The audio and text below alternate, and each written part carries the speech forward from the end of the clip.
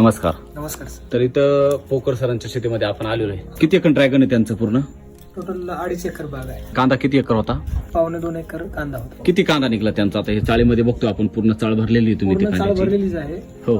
600-650 bag कांदा निघाला. 650 bag काय काय वापरलेलं त्याला तुम्ही? एसडी वैदिकचे टोटल प्रोडक्ट वापरले त्याला. उत्पादनामध्ये वाढ होते त्याची. किती वाढ झाली? दुप्पटच वाढ झाली. दुप्पट वाढ झाली. जे दुप्पट बेसल डोस टाकला हो. तो उत्पन्न पण त्यांचं दुप्पट झालंय. या वर्षी ड्रॅगनचे किती लाख रुपये होतील सरासरी सगळे आतापर्यंत? रेट कमी असून सुद्धा चांगले पैसे होतील का? तर क्वांटिटी जास्त वाढली. क्वांटिटी जास्त वाढली. वाढलेली आहे. आता आपला हा जो फ्लॅश तोडतोय 20-21 टनापर्यंत फ्लॅश जाईल हा वाला. बरोबर. आणि अजून पुढे पण फ्लावर निघालेलेच आहे.